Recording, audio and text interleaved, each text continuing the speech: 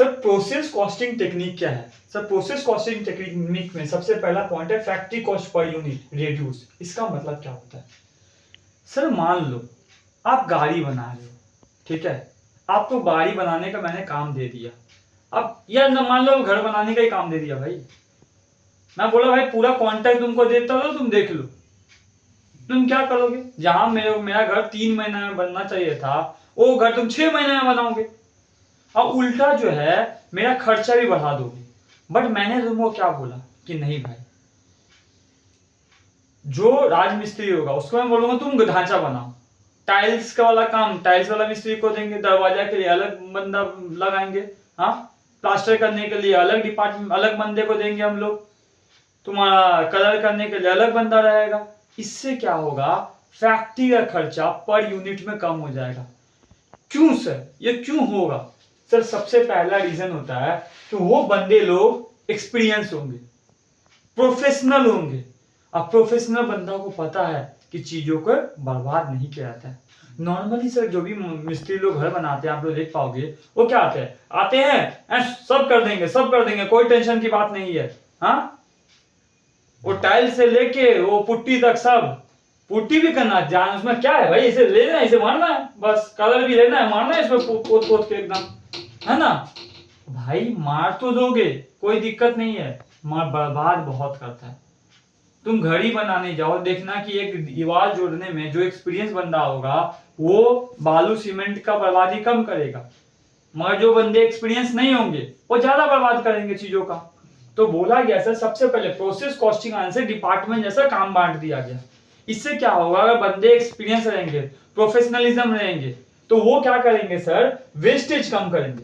Sir wastage कम होगा तो factory का खर्चा कम हो जाएगा, जो कॉमन सेंस की बात है, हाँ सर। और एक एग्जांपल लीजिए, मान लो ये शर्ट बनाना है, ये शर्ट मैंने बोला भाई बनाओ मेरे लिए, शर्ट बनाओ एकदम बढ़िया सा, स्मार्ट लगूं मैं देखने में, ठीक है, अभी तो स्मार्ट चोमू जैसा हूं मगर स्मार्ट लगूं देखने में, तो कैसे संभव है? शर्ट बनाने दे दिया, टेलर बंदा नया था, उसको क्या पता, उसको लगा भाई इधर से काटो उधर से काटो, इधर जोड़ो उधर जोड़ो, अब फटाफट शर्ट बना दो। तो जो नए बंदे होते हैं वो काट छाट ज्यादा करते हैं, मगर जो एक्सपीरियंस बंदा होगा उसको पता है कि कपड़ा का वेस्टेज कम करना है या नहीं? ये नॉर्मल बात पता है तुम लोग को? तो बोला गया सर अगर बंदे जो है प्रोफेशनल होंगे, एक्सपीरियंस होंगे, तो रॉ मटेरियल कम लगेगा, वेस्टेज कम होगा। सर अगर वेस्टेज कम होगा तो क्या होगा? फैक्ट्री का खर्चा कमेगा, फैक्ट्री का खर्चा कमेगा तो क्या होगा सर? एफिशिएंसी जो है बढ़ जाएंगे। सर एफिशिएंसी बढ़ने से प्रोडक्शन कैपेसिटी बढ़ जाएगा, सर प्रोडक्शन कैपेसिटी से क्वालिटी ऑफ प्रोडक्ट बन जाएंगे।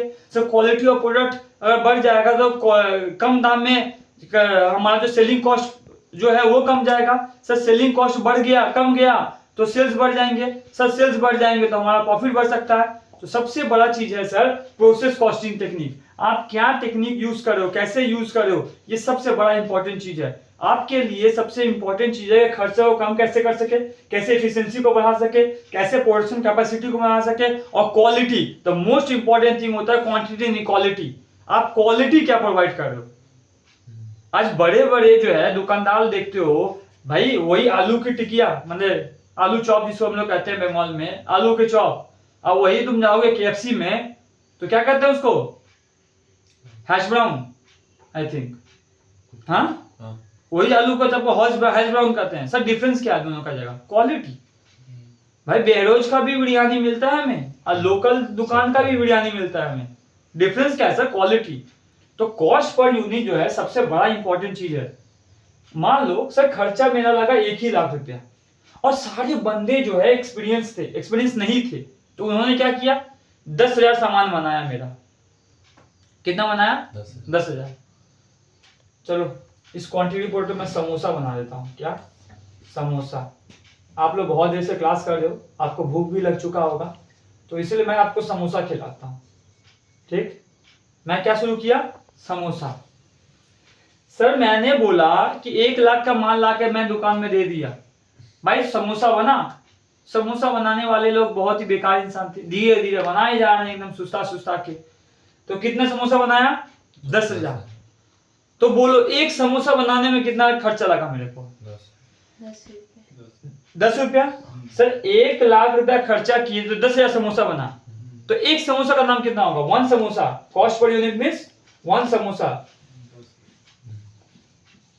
तो सर 1 लाख को 10,000 से डिवाइड कर देंगे तो क्या हो गया? 10 रुपया।